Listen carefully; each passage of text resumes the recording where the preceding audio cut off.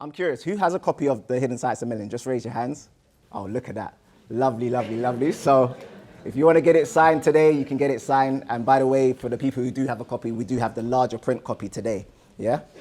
But people who come to the Hidden Science Academy, the events, they learn a lot. So I'm hoping that you guys got your notepads and pens ready. Yeah? We do events, we do online courses, we do webinars and that sort of stuff. So check us out, thehiddenscienceacademy.com. And I'm curious, just show of hands, who's never been to a Hidden Science Academy event before? Show of hands. Wow. Wow. For those of you who have never been to a Hidden Science Academy event before, let the other people tell you one thing. Tell them one thing. You're going to learn today. You're going to learn today. You're going to learn today. So without further ado, I'd like to present to you the greatest black historian in the world right now. Can we all make some noise and put our hands together for the one and only Robin Walker?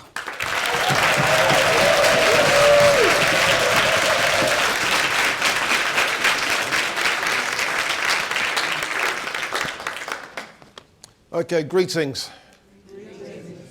The presentation is called The Civilization of the Moors, and I represent a company called the Black Secret Education Project. We are quietly empowering the people. Check us out. Our website is theblacksecret.co.uk, and you do have access to a free book that we are giving away, but you have to give us your email. 100 Black History Facts. All right, now, where do people like to begin African history? Is that not where everyone likes to start? Everyone's comfortable starting right here. You mean white people? Not just European people. So many people like to deal with this. Does anyone know what this is?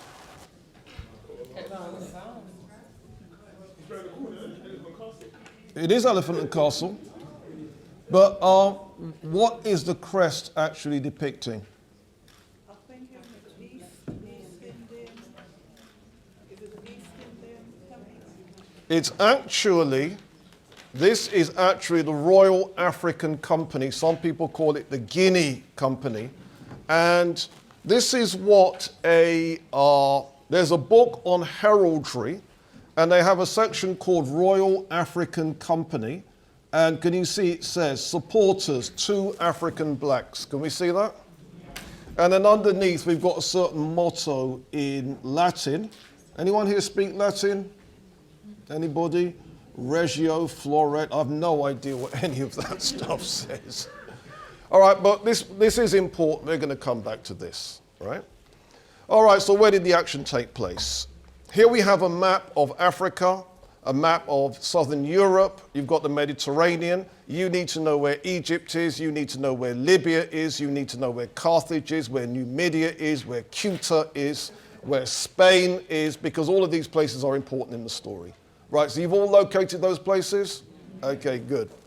Now the world in the year 500 AD to 1100 AD was quite an interesting place. The western part of the Roman Empire was in decline, and because the Roman Empire was the civilizing force in Western Europe entered the Dark Age. Things were going very badly indeed.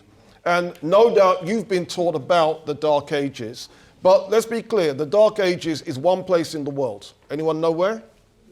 Europe. It doesn't mean the rest of the world was in a Dark Age. Does that make sense?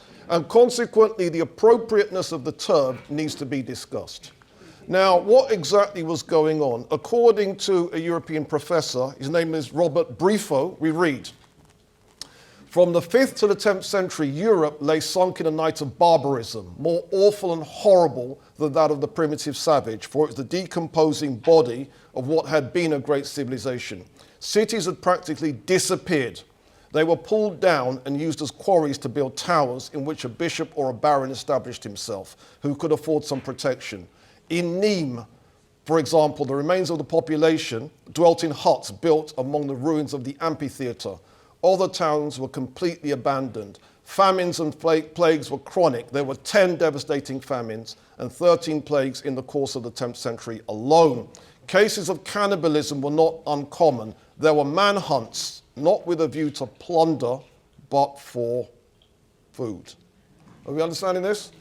All right, now when I read that, the obvious question is, for real?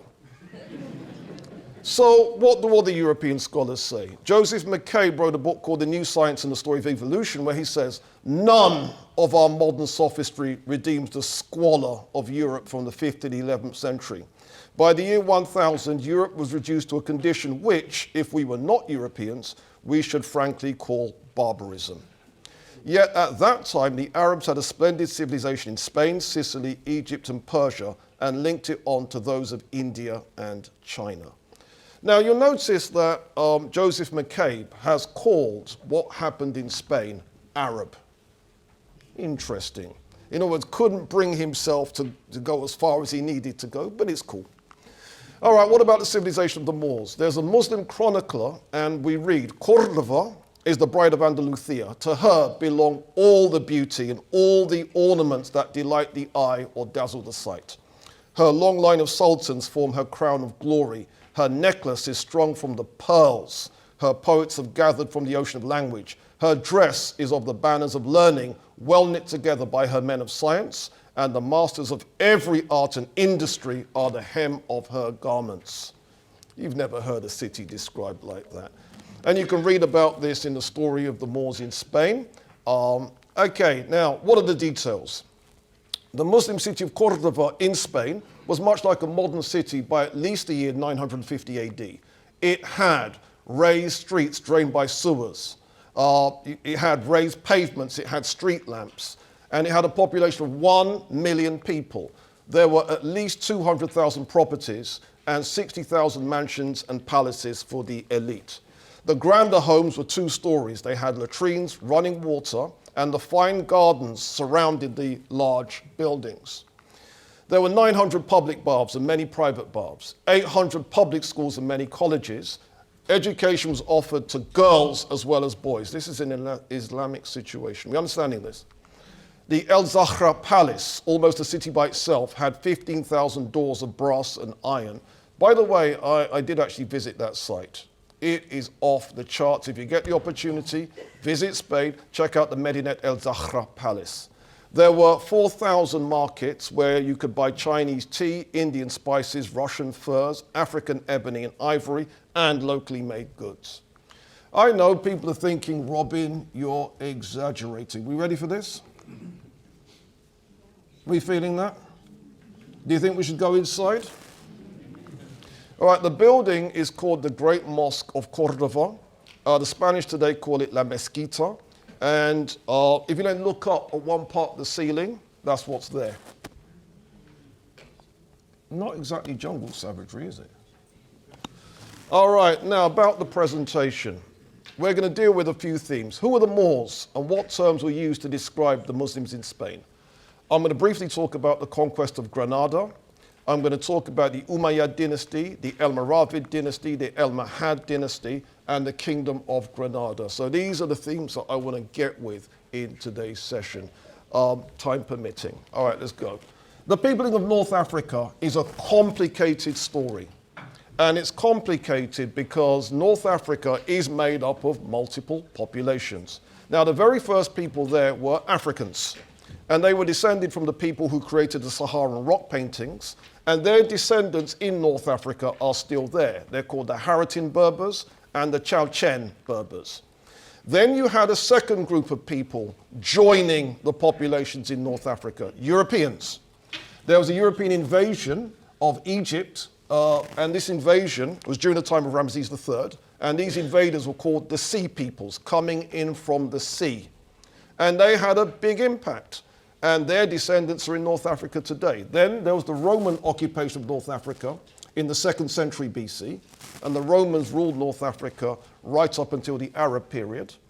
And there was also the Vandal invasion. The Vandals are Germanic speakers. Does that make sense? And that's a very, very important part of history. Scholars don't want to talk about it too much. But it's a very important part of history, trust me on that one. If I've got some time, I might get into it a little bit later on in the presentation. Then, of course, there was the Arab conquest of North Africa. The reason why so many North Africans are called Arabs is because they're not indigenous to Africa. They come in from Arabia, they conquered their way. Does that make sense? And they conquered in the 7th century AD, and right now, 2022, they're still there, and they are the dominant population. Then you have Europeans, another group of Europeans entering North Africa as slaves. And these people entering North Africa as slaves came from the Slavic states. Slavic states, Eastern Europe. Does that make sense? One of the reasons why Eastern Europeans are to this very day called Slavs, and one of the reasons why Western Europeans have beef with Eastern Europeans. And as you know, that's what Brexit was all about. Right? Someone must have mentioned the war. All right, and then you had another group of people joining the population in North Africa, Africans, who were captured as slaves and brought there after the 16th century. Does that make sense? Now, the point is, do not confuse group 1 with group 5. Are we understanding this? And scholars do that, and why they do that is so they can present all black North Africans as descended from slaves in the 16th century, and then present the Europeans that conquered during the Sea Peoples period as the original North Africans. Do you get it? This is why the details matter. Okay, now the original Moors, the oldest art in North Africa are the Saharan rock paintings. And the Saharan rock paintings, we feeling that image? And if you can Google them, you can see they're all Africans. And the descendants of that are the Haratin Berbers and the Chowchen Berbers. And that's what a typical Haratin looks like, all right? But we mentioned the Sea Peoples, the Vandals, the Romans, and their descendants, and intermarriage took place between them and the original Moors. Does that make sense? So you now have Moors that look like this. Are we understanding that? Now, this woman is a part of Moorish history too. Does that make sense? So what usually happens is black scholars say, well, the term Moor means black, so it's black history. No, she's in it as well. Does that make sense? Yeah? All right. So what are the terms that appear in the literature? You've got the term Moor, which is the European term meaning dark or black. That's the term Europeans use to describe the black people in Spanish history. Then you've got the term Berber, and that's the term that Arab scholars use. It's a linguistic term, people speaking Berber. The origins of Berber, by the way, is in East Africa, in the Horn of Africa. You can link ancient Egyptian, you can link Berber, you can link Cushitic, which is Somali, you can link Hausa or Chadic. They all go back to one parent, which is in the Horn of Africa. That automatically tells you that the very first Berber speakers were sub-Saharan Africans. Then you've got the term Arab. Now, a lot of scholars are happier using that because it's better than saying African. Do you see why people are happier saying that? Now, in truth, the term Arab can, with justification, be used because the official language used during the Moorish period was indeed Arabic. All right? Then you've got the term Saracen. Right, you old heads here, who remembers the TV series Gladiators? Right, did you notice that all the black gladiators had race-specific names? There was Shadow. Everyone's forgotten this, right? All right, for you young heads here, this is what Britain was like back in the day.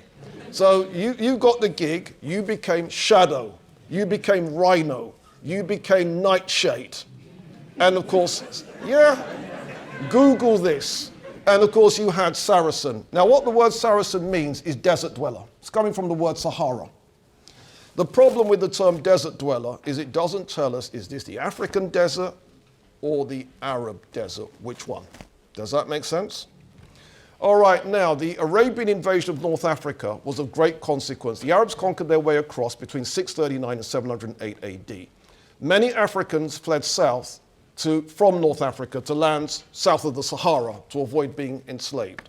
This is why in Africa today, non-blacks live north of the Sahara and blacks live south of the Sahara. Do we get this?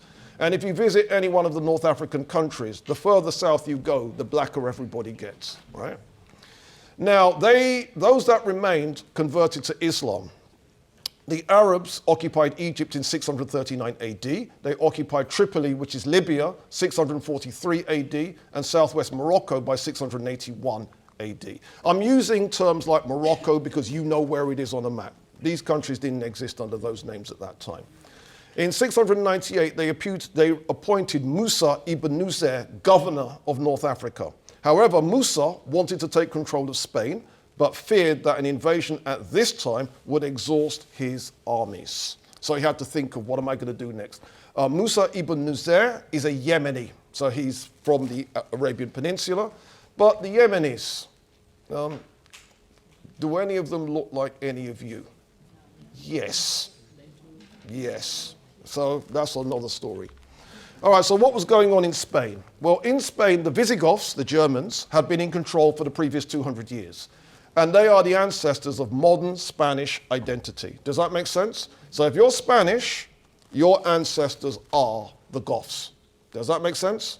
And it's during this same time period, these German speakers basically conquer the Roman Empire.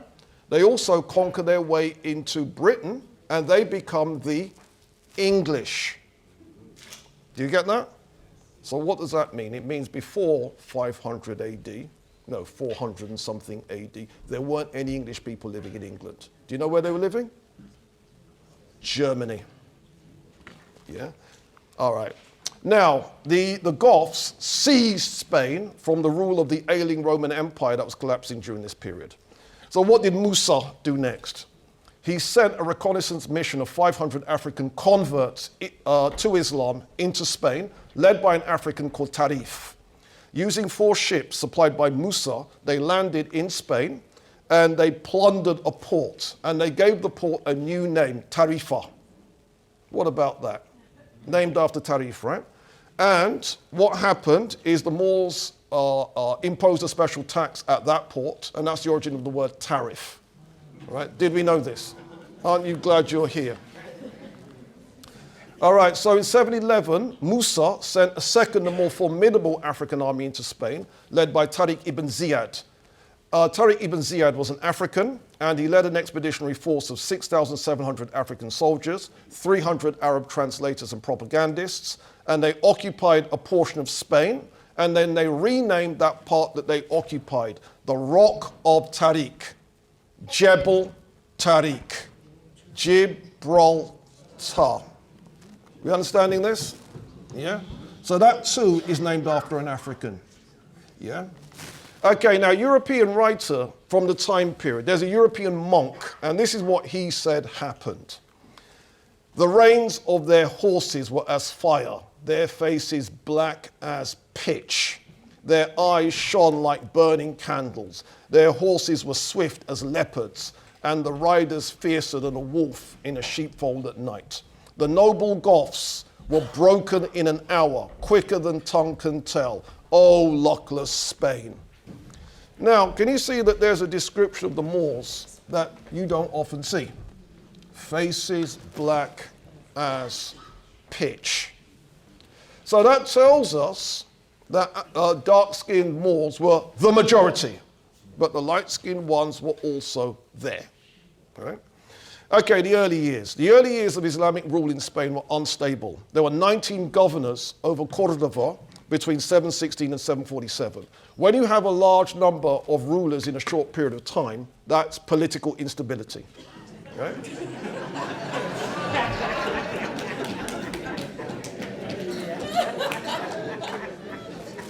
Actually, I did not want to mention Kwesi, but yeah, there it is. All right, so what happened next? Well, the Muslims took control of land vacated by the Spaniards, who fled north. Arabs settled the most fertile part of the south and left Africans poorer land in central Spain and areas closer to the north. And this led to conflict between Musa, the Arab overlord, but let's be quite clear, Yemeni overlord, and Tariq, the African subordinate. An African and Arab conflict would escalate and even blowing up into civil war. So they had to find a ruler who could unite both. And this ruler was Abd al-Rahman I, He's said to have been part Arab, i.e. Yemeni, and part African. So he would have been fully black, in other words. Right? In May 756, he became the ruler of Islamic Spain and the first of the Umayyads.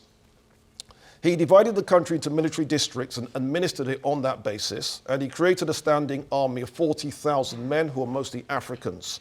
In agriculture, he made developments that led to the growth of the farming industry. He introduced accurate land surveying, built granaries to combat food shortages, and established effective irrigation canals. From the Middle East, he imported cotton, fruits, rice, spices, sugarcane, and vegetables. And so the industries that developed from Abd al-Rahman's policies were sugarcane and cotton were planted near the Mediterranean coastal regions. Figs and olives were farmed in the south. Oranges and wine were cultivated in Granada and Malaga provinces. Oranges, rice, and palm trees sprouted in Valencia. A silk industry grew up in Murcia. Leatherworking and dyeing flourished in Cordova. Ordnance developed in Toledo, and ceramics industry prospered in Almeria. Now, this is what the Science Museum in Granada has to say. We've got here hydraulic technology.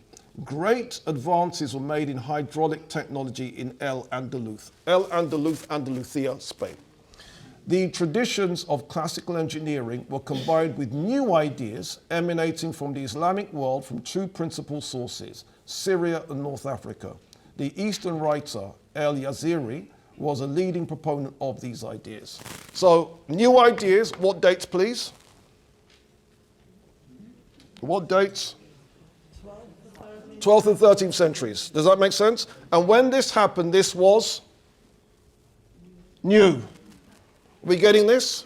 And then they have an example of a water wheel, and then they have the animal-powered water lifting device. Can you see that? Yeah? Now, medieval Nubia had sakias. Can you see that that sakia is the same as that? Does that make sense? All they did was they changed the four-legged beastie in the picture. Yes? And then we read Ibn Hawqal writing in 951 AD. What date, please? 951 AD. The most prosperous part of the country, Nubia, is the territory of Alwa, which has a continuous chain of villages and a continuous strip of cultivated land, so that a traveller may in one day pass through many villages, one joining the next, supplied with waters drawn from the Nile by means of sakias. 951 AD's 10th century. So why did the Granada Museum say the 12th and 13th century stuff was new? Why did they say that? Well, let's look again. We read about the new stuff, and we read that it was an Eastern writer called El-Yazari. Do you see? So they wanted to credit him. Now, why did they want to credit him? One wonders why they'd want to credit him. All right, now keeping it moving. How do we know the culture was mostly African? Well, when you read the descriptions of the early sultans of Spain, some of them are described as blonde, white, copper-colored, brown, reddish, dark, frizzly-haired, woolly-haired, etc. Well, they don't sound like Africans, so what's going on? Answer, huge amounts of intermarriage. Yeah? But so how do we know the culture was African? Well, in 1992, the Journal of Human Biology carried an article called Importation Route of the Sickle Cell Trait into Portugal, Contribution of Molecular Epidemiology. Let's read it. To elucidate the origin and spread of the sickle cell trait into the Portuguese population, we examined 9 polymorphic DNA markers within the beta-globin gene cluster defining the haplotype. The population sample included 64 sickle cell gene-bearing individuals from defined Portuguese-speaking white, black, and Asian Indian populations.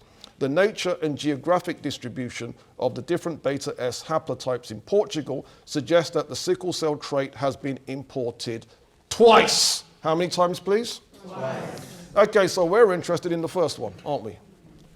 Between the 8th and 13th centuries from the Mediterranean basin in association with the Benin haplotype, and after the 15th century from Black Africa over an Atlantic route, Senegal and Bantu haplotypes. Okay, 8th to 13th century, that's 700 AD to 1200 AD. Isn't that the period we're talking about? And what type of sickle cell is it, folks? The Benin haplotype. Did we know this? Did we know this? So therefore we can infer that the culture indeed was mostly African. Now what does the term Moor mean? It was a geographical term of Phoenician origin, and it originally meant Western. The Phoenicians applied the term to the people of Northwest Africa. Another theory claims that the word Moor is derived from a Kushite capital city called Meroe. Now the Greeks and Romans adopted the term Mori, but also described these same Northwest Africans as Nigri, black, and Adusti, scorched. The Latin word Morus became a synonym with another Latin word, Niger, which means black. In other European languages, the association of the term Moor with Negroes continued well into the Renaissance period, as you know, because Shakespeare did that, right? Now, example, did you know that there was a Catholic saint called Saint Benedict the Moor? And then we read on the Catholic website, Benedict the Moor was born a slave near Messina, Italy. We read on, read on, read on. Then at the very end it says, the surname, the Moor, is a misnomer. So why is it a misnomer? Originating from the Italian il Moro, meaning the black. Now, if il Moro in Italian means the black, what does el Moro in Spanish mean? In it, to use the technical. However, Spanish students of mine, I used to be a school teacher, they insisted that the term morena does not mean black, it means brown. Does that make sense? All right, so we're going to investigate. Now, there are also Wikipedia pages that claim that the term Moor is not an ethnic term, it's a religious term meaning Muslim. Does that make sense? All right, let's test this hypothesis. Now, there are modern scholars that will concede that the term Moor does indeed mean black, but according to them, the word Moor means black in every single language except Spanish. Does that make sense? And in Spanish, it doesn't mean black. What does it mean? Brown. All right, so there's a passage in the Bible, Song of Songs, and some of you know this. I am black but comely, O you daughters of Jerusalem. Does that make sense? We got that? So what I did was I pulled up a Spanish Bible to find out how was that translated. And guess what word they use for black? Morena. Which we've been led to believe means brown. All right, hold that thought. So you know what I did? There's something called, you've got these various texts, they call it apologetics, where they're breaking down different words of the Bible. Now, can you see where it's got there? The girl's uncertainty, and then you've got third paragraph, RSV, very dark. Can you see that's the same word that was translated as morena? We read on. JB, AV, ASV, more correctly, black. All right, let's carry on. This particular form is used only 6 times in the Old Testament. In this context, the word is hyperbolic. Suntan makes one swarthy, but not black. Although the simile at Song, chapter 5, verse 11, indicates that the meaning of the word is shiny black. So, what is therefore the correct translation of morena? Shiny black. Now, how black is that? All right, now, do you remember this? And you're wondering, what's this got to do with anything, right? All right, now, what's really interesting about this is Samuel Pepys had something to say. Samuel Pepys, 23rd of May, 1663. This is his diaries. And so we parted. Only there was walking in the gallery some of the Barbary company. And there we saw a draft of the arms of the company which the king is of, and so is called the Royal Company, which is in a field argent, an elephant proper with a canton on which England and France is quartered, supported by 2 Moors. The crest and anchor winged, I think it is, and the motto too tedious. And can you see that's that same Latin thing that I couldn't read earlier? So can you see that at the time, people said these were Moors, and then later on, it was now pretended that it was 2 African blacks. Now, if you can confuse the two, it means that Moors can be confused for African blacks. And we have to thank Sir Samuel Pepys for dropping the science on us. Okay, what about the Arabs? Now, the Arabs in Spain were mostly southern Arabs and Yemenites, and even today many of these people are Negroid. And taken with the Africans, the Islamic culture of Spain was largely a Negro achievement. For this reason, the culture is known as the Moors in Spain, a reference to the black colour of the conquering group, whether from Africa, who were the majority, or whether they were southern Arabs or Yemenis, who were the minority.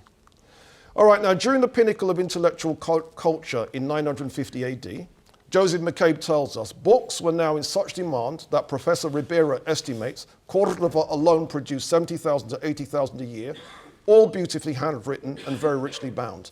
The old parchment roll was discarded, and the manufacture of paper, which the Persians had learned from the Chinese, occupied large mills at Zatifa. The Caliph had a superbly housed collection of at least 400,000, some writers say 600,000 books, in rich bookcases. Courtiers and rich merchants followed his example, and libraries of 10,000 to 50,000 works were found in the mansions of the wealthy. Even the humbler classes thirsted for books, says Ribera, and the servants or ladies of the harem were of higher price if they were well read. The wit of the learned is as precious as the blood of the martyr, a popular proverb ran. One copying shop at Córdoba employed 170 women, and women authors were highly esteemed. And what that means is there is therefore going to be a genre of black women writers once those documents are tracked down.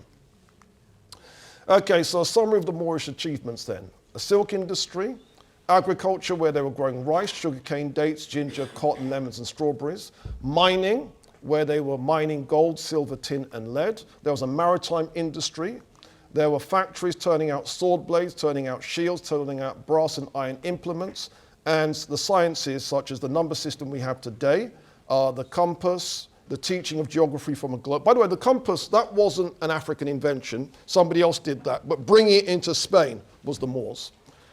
Teaching of geography from a globe, yes. There is a famous Moorish geography text by a scholar called El Idrisi, and he says the world is as round as a sphere, and the waters are adherent on it by a process of natural equilibrium, he means gravity, and it is divided into 360 degrees. This is in a Moorish geography book, 1153. Are we feeling this? Yeah, that book, by the way, the other name for it is Kitab Ruja, the Book of Roger. Moreover, the materia medica that Europe had right up until the 1900s was the same one that the Moors introduced. How do we know this? H.G. Wells drops that information. Right, now impact in Europe. By 950 AD, centers of learning were just beginning in Christian Europe. Located at Barcelona, Toulouse, Marseille, Lyon, Segovia, etc., they existed to translate texts from Arabic to Latin. Right, how much time have I got? How much time have I got? As long as you want. Carry on. All right, stretch time. Everyone get up.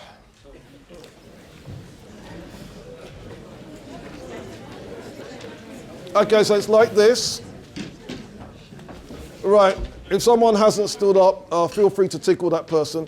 All right, so it's left like this, good. It's to the right like this, good. It's to the back like this, good.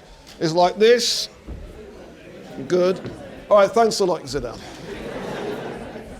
Okay, I'm gonna have to push the pace.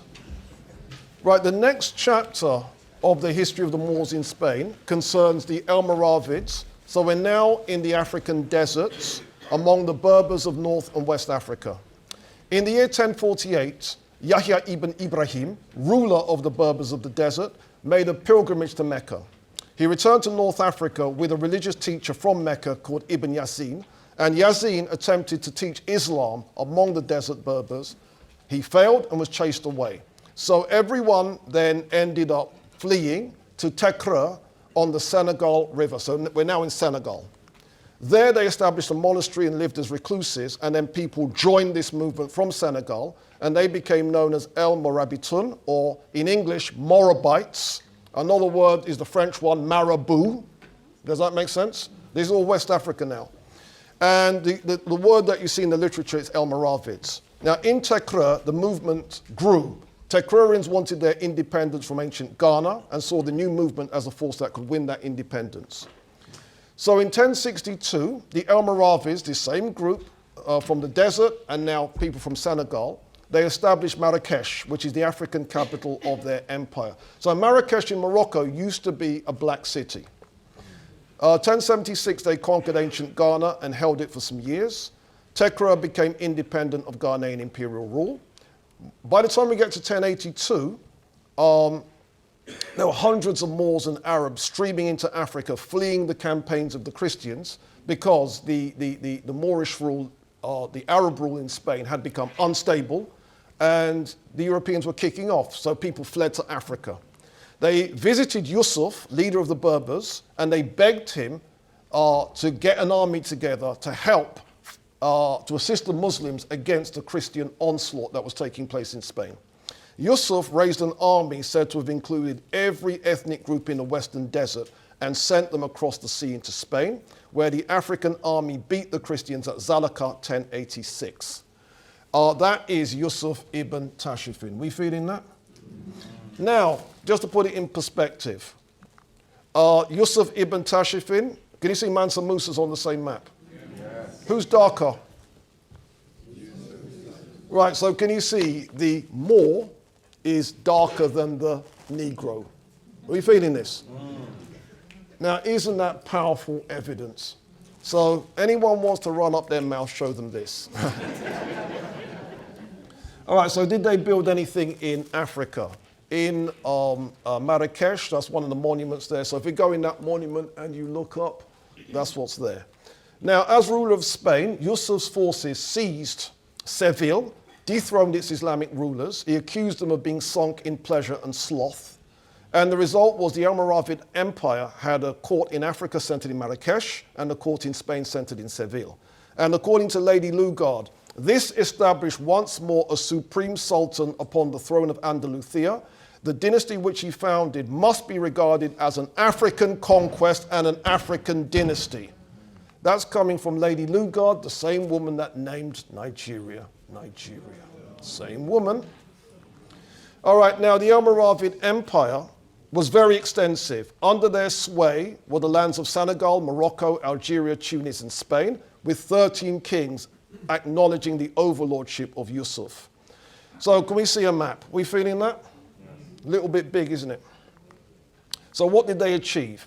The Almoravids are probably the people responsible for spreading golden coinage into Europe. From the 12th century, the Christian Spaniards minted golden coinage to imitate the Almoravid coins. In 13th century mints in Florence, Genoa, Marseille, and Venice turned out golden coins in imitation of those of the Christian Spaniards. And in 14th century Europe, Northern Europe, we start to see golden coins. And when golden coins were made in Britain, what name were they given? Guineas.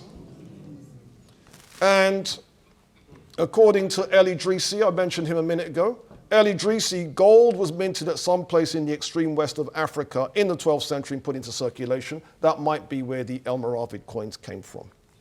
All right? Okay, now, the Almoravids tried something in Spain. We're not quite sure what the something was, but they got their butts whooped.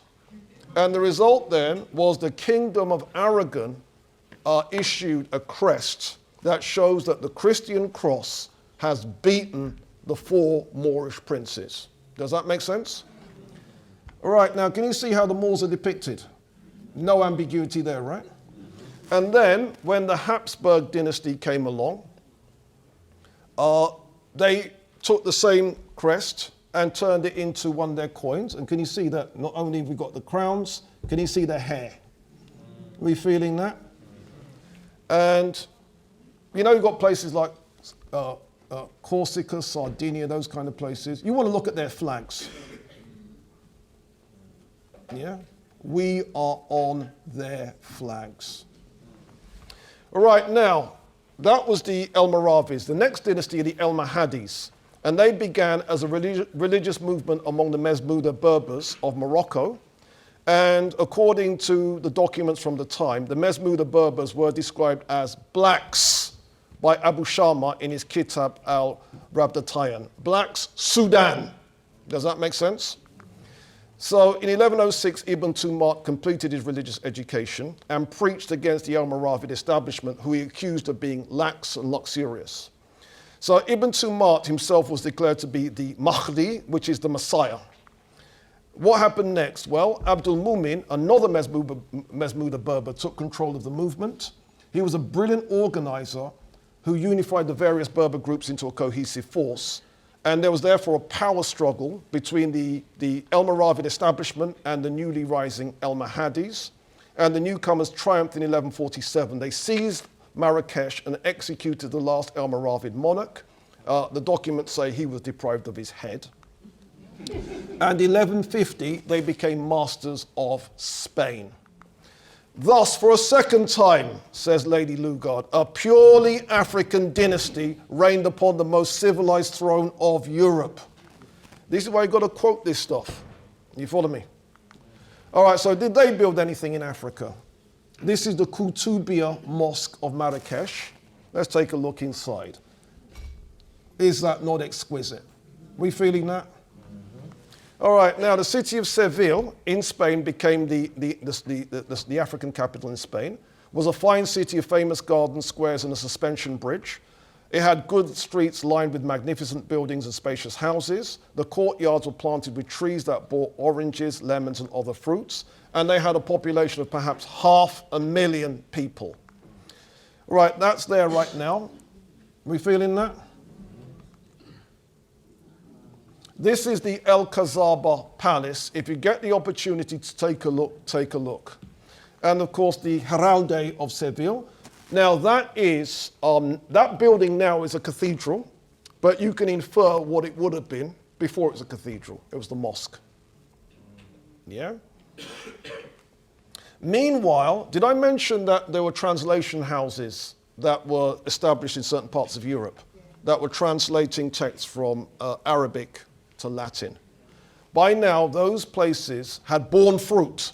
And by the 12th and 13th centuries, we get the rise of the major European universities. Bologna in Italy, 1158. Montpellier, France, 1180. Oxford, England, 1200. Toulouse, France, 1223. Rome, Italy, 1245. Cambridge, England, 1257. Are we feeling this?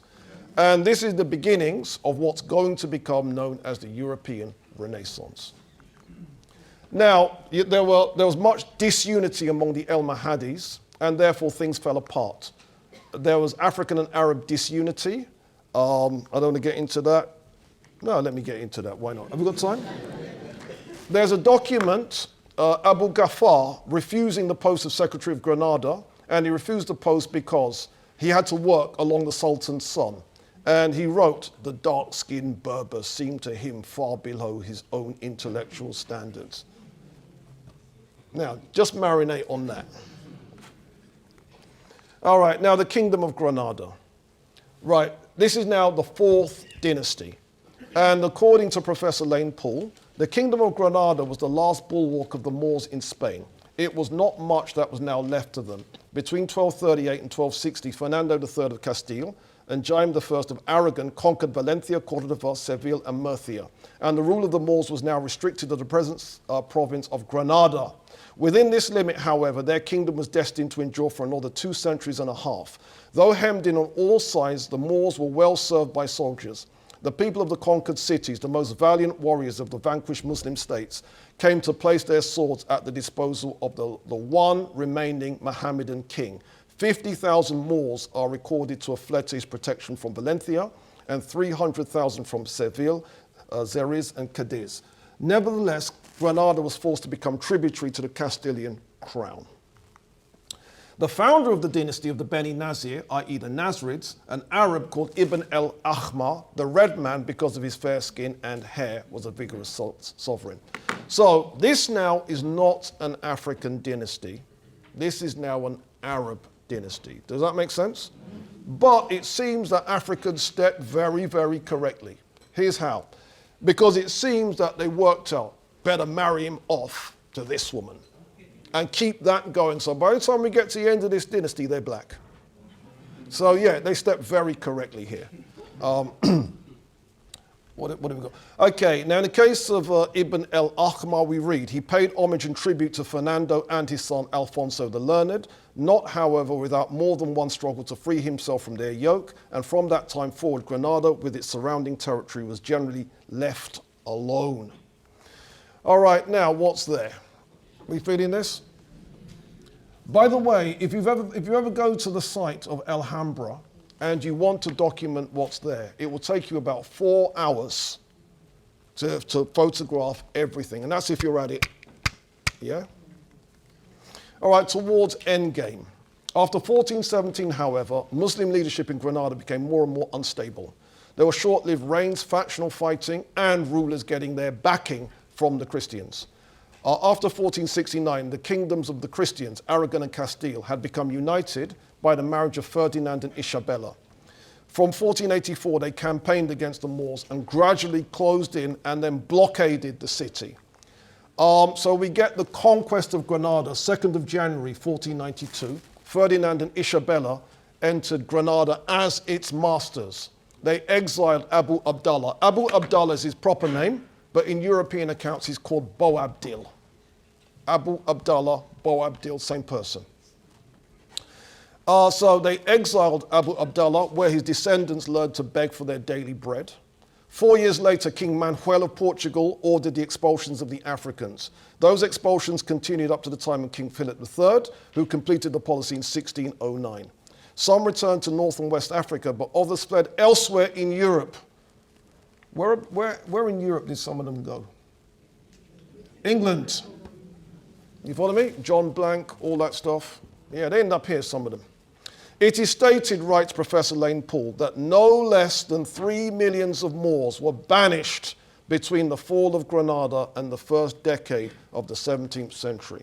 They were cleaned out. Right, now the question is how do the Spaniards remember this?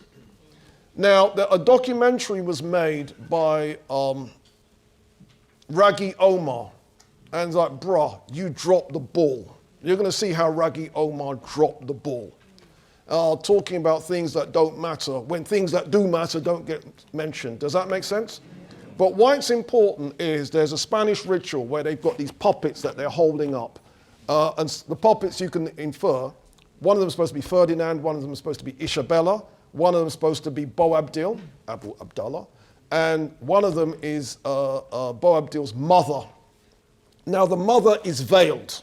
Does that make sense? But you can see her hands. All right, check this out, you all. The only remnants of Islamic Al-Andalus in this procession are these giant puppets of Granada's last Muslim rulers, Boabdil and his queen. But of the Jews, nothing remains. And those who converted even lost their identities. They were given Christian names. But to the church, they would always be infidels at heart. Did you like the betrayal of Abu Abdallah and his mother? Are we feeling that?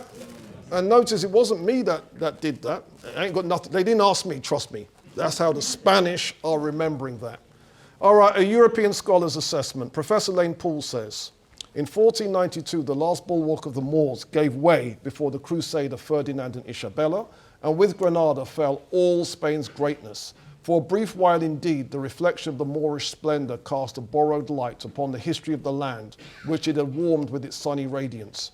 The great epoch of Isabella, Charles V, Philip II, Columbus, Cortez, and Pizarro shed a last halo about the dying moments of a mighty state. Then followed the abomination of desolation, the rule of the Inquisition, and the blackness of darkness in which Spain has been plunged ever since.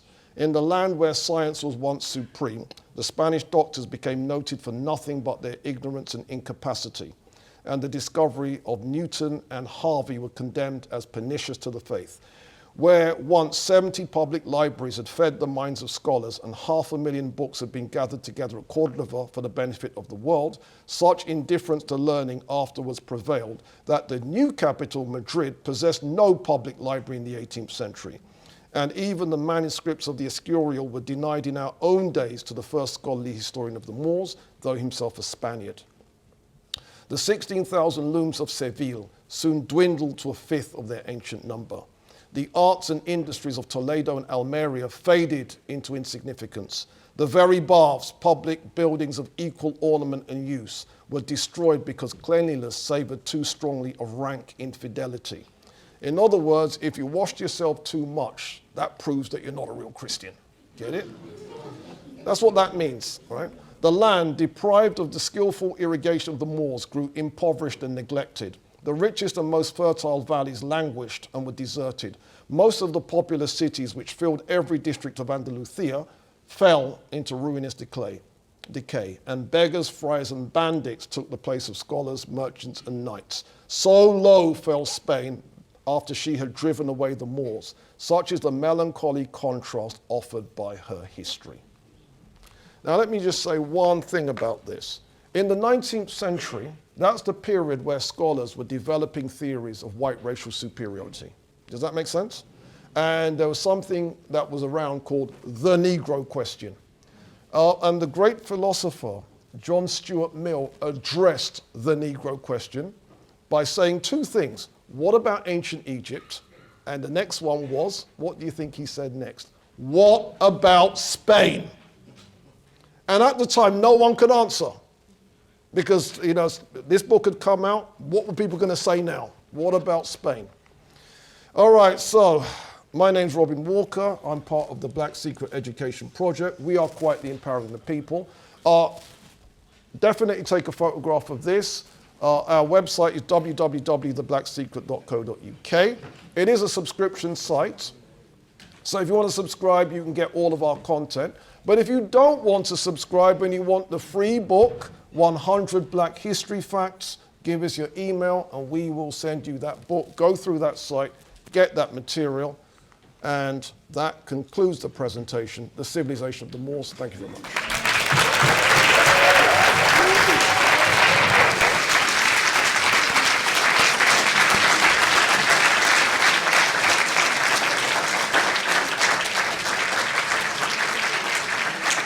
We are running slightly over time, but obviously it's really important that we have engagement. So I want to take questions in rounds of threes so that we could get through it a bit faster. So could I have the first three people that would like to ask a question? So I've got that person right at the back.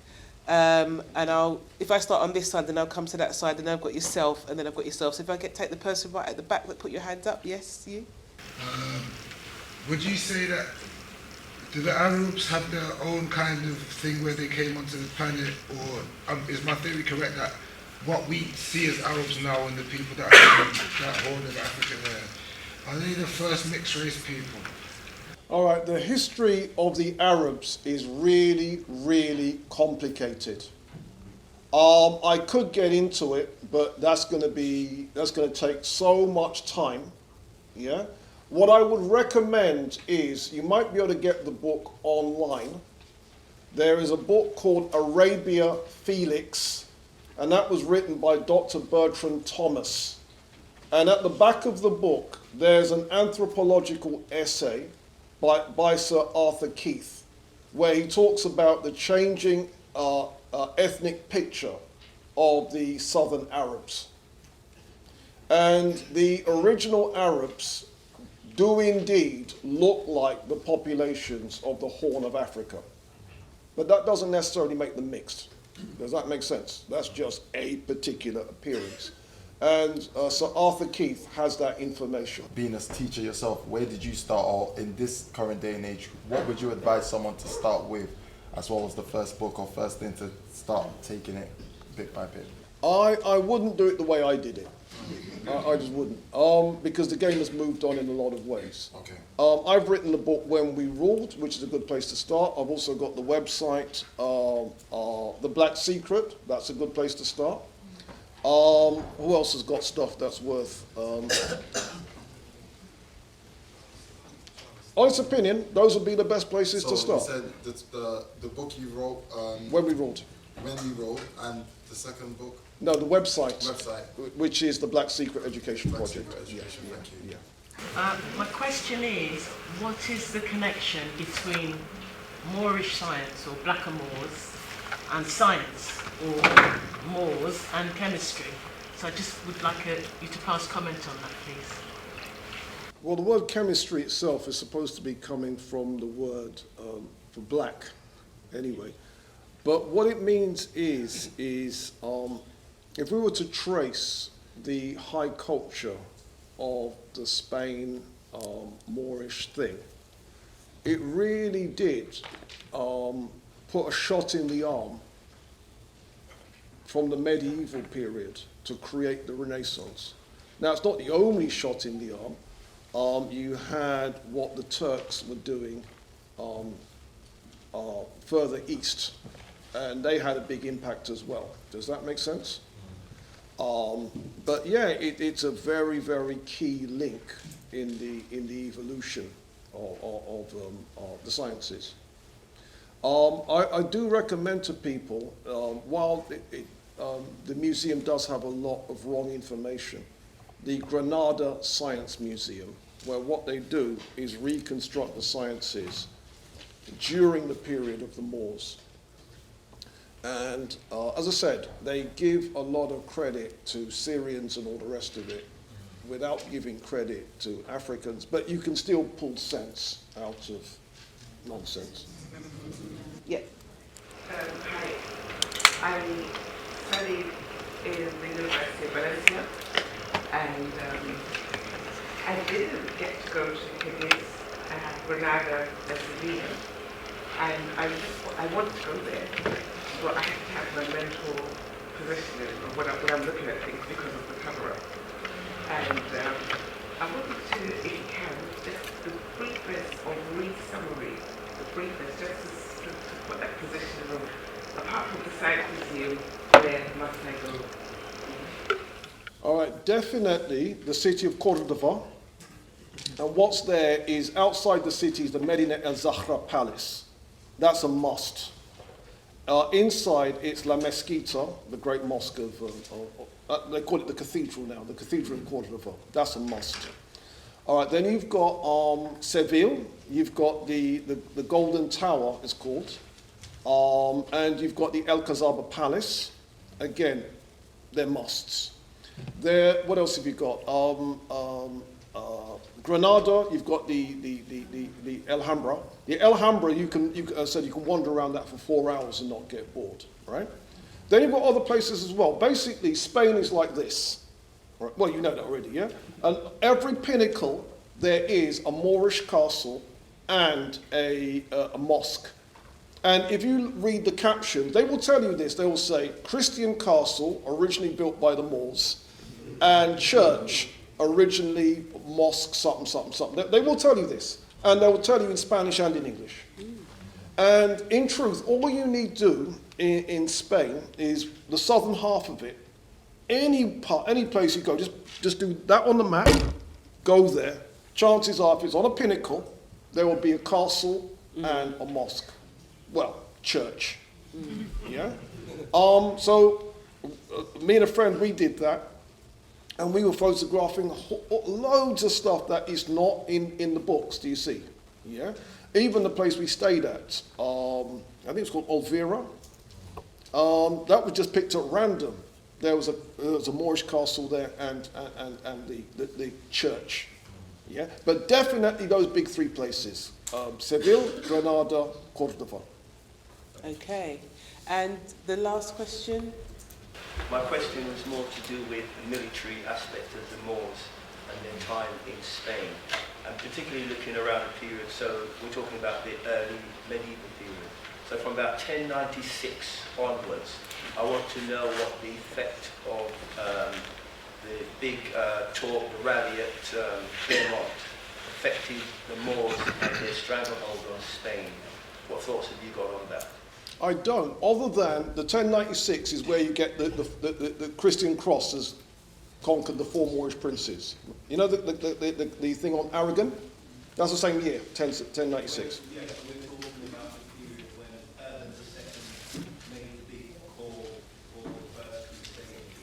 You're right, certainly it would have had an impact, but it wasn't immediate, because there's still the Almohades that came after that.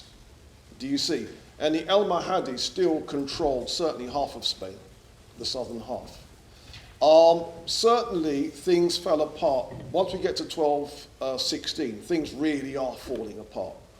But that wasn't due entirely to European pressure. A lot of that was also due to a lot of internal stupidity, different people seeding. Do you see? So what can happen is this. When outsiders conquer you, does that make sense? The time at which they are effective is when there's internal stupidity. And certainly that time period I would have put beginning 1216, which is a bit later than what you're talking about. Let's give Robin a final round of applause.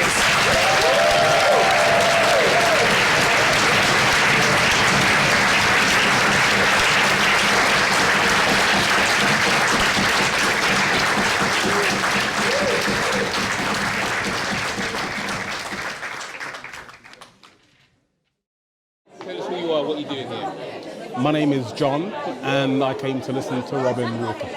What you learned today? Gosh, where should I start? The Moors of Spain and how history has been distorted to give credit for a black civilization to other people. I found that to be very interesting. And it seems to be the theme with lots of African achievements, especially the ancient Egyptians. I wanted to learn from Robin Walker. He's a master teacher. I wanted to learn some more knowledge. You must know who you are. You must know your place in history.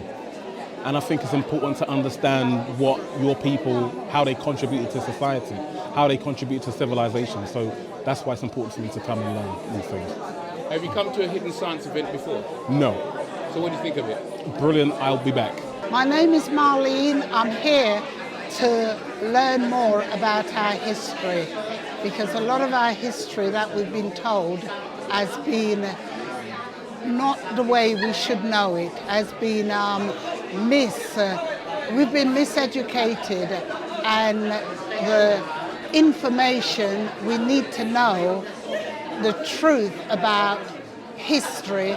And I've heard that history needs to be rewritten, and I can see where a lot of flaws have been made. I've been to a number of things they've done, and I believe that they give us some information that we have not heard or we've been miseducated about, and it's not being correct. And we keep hearing about things, and they eradicate Africans out of history, and we were a major part of history. And it needs to be told, and we and the world need to know the full story of what African has contributed to the world. My name's Mo. I'm just here to part of the journey, the big journey, seeking knowledge, and essentially to walked out of the lecture and the seminar and the talk feeling a wealthier man. It's not the first time I've come along. Tell us about. I've been to one, but I'm an ardent seeker of truth. I'm someone who's traveled to various countries in Africa, as well as the Caribbean, as well as the Americas. And it's just seeking knowledge. That's all it is, really. Us Africans, as a people, we certainly need to know ourselves much more. My name's Cleopatra. I studied on Robin's course, and I needed to come here and hear what he has to say about the Moors. So that's why I'm here. It was phenomenal. If you have not done Robin's course, you need to get on it. It's our responsibility to learn our history. We must, so that we can teach the children, because they're the future. There's some buildings that Robin talked about in Spain, right? Now, I didn't know, because he said Spain is like that. And he said on every pinnacle, there's like a temple or a church, and I really want to go there and visit, so I can see the buildings, but also the artwork on the buildings. That was amazing. I'm gonna speak to Leon about getting a copy of the video. It's probably gonna be on YouTube. You know, if you can go on YouTube, follow Hidden Science Academy, and check it out because Robin dropped serious knowledge. Good evening all, my name is Lance and I'm here to just find out about the information that was displayed to us from Robin Walker, the ancient history of the Moors and what they represented for us within our time. I think one key thing I learned was the meaning of certain words. So even with the Moors, there's a confusion about what the meaning was behind them, what they represented. And the way Robin Walker broke it down was just so on point and so powerful. And I truly believe that he's one of, if not the best scholars when it comes to black history. And if you haven't had the privilege of listening to one of his talks, then you're sincerely missing out. And I would highly recommend you go and listen to him. Why do you think we as black people don't know these things that Robin Walker is teaching us? There's many reasons. I think one of the reasons is probably ignorance. Because obviously slavery has been forced down our throat, I truly believe that black people don't actually think we amounted to anything other than just being slaves. And it takes for someone like Robin Walker to show us the truth. And also as well, we have to be open to learning about our history, which a lot of us aren't. And that's something we need to be doing. I think we're still in that victim mode. We need to rise up and claim what's ours and stand up for who we are. My name is Joan. I'm from Acton and I came here just to learn something about the Moors, whom I'd always thought were Arabs anyway. So, why did we think the Moors were Arabs? Do you know, I think that's what we, European history, have said that they are, or they were. But I mean, you have only got to scratch the surface and to see that that's not the case at all. First time I've come, and the thing is, I love history, but I've been fed the sort of European version, and it's all these Black History events are peeling back those layers, you know, and teaching me the truth. And I think we need this to decolonialise the curriculum, so it just filters down to the school curriculum for children at school. Because no wonder, you know, a lot of the, not only black kids, but white kids too, it just doesn't feel real to them, the stuff they're learning at school. I've got two kids, you know, and they became sort of disenchanted with school, and it's just such, and you have to wonder why, because knowledge is a great thing. But maybe there's a sense there that we're not quite, if you're not reaching people, something's wrong, and that means you're not telling the truth then, isn't it? I came to a Black History Month event, reading by Robin Walker, a lecturer, and my name is Kadiatu Dunier. So what brings you here, lady? Well, because he's talking about the Moors today, and I wanted to find out if it was deeper than the degree that I did, which was Spanish. I did a degree in dance and Spanish at Middlesex University a long time ago, in 1990 to 93. So I actually spent 1 year living in Spain, and I went to the University of Valencia when I was there, and I had to learn Spanish first. I came here today to find out if there's anything deeper than what I learned already, and it blew me away because of course there was. I mean, I need to go to certain places that when I was living in Spain I didn't get a chance to go to because I was so busy learning the language and absorbing the culture. And it was very hard to learn that language. It seems easy, but it was hard. And so now that I will go back there, I don't need to, I just want to, now that I've been told in so many different ways how to mentally and intellectually approach what I will be learning when I go to the Alhambra and all these places in Cadiz, in Sevilla, in Cordoba. When I was in Spain, I went to the Moors and Christians festival, and they looked at me and they were like, Moro. And to me, I just started laughing because I didn't know enough Spanish to know what it meant, where they were basically saying N-word. And this is at night, and their faces were painted black because they reenact it every year to remind themselves that they were basically ruled by the Moors for 700 years, which to me blew my mind because we're here suffering from, the remnants of enslavement of our peoples all over the world. the biggest takeover of Africans all over the globe, and then hear these people upset with their hair being black, and with me, because I'm there representing, showing, you know, I'm here. We've never gone anywhere. We're reborn again and again and again and again. And I didn't realize the significance of these things that time. When I was there, I was just busy learning simple language. And tonight, he's actually made it really real. So when I go to Sevilla, Cordoba, Granada, and all over the place, Morocco, I will look at things with the mentality to see through what they're saying, knowing it's us. I will look for those people to relate to, who know the knowledge that I need to pick up from. And I encourage anyone like me to do that. Proper things, sister.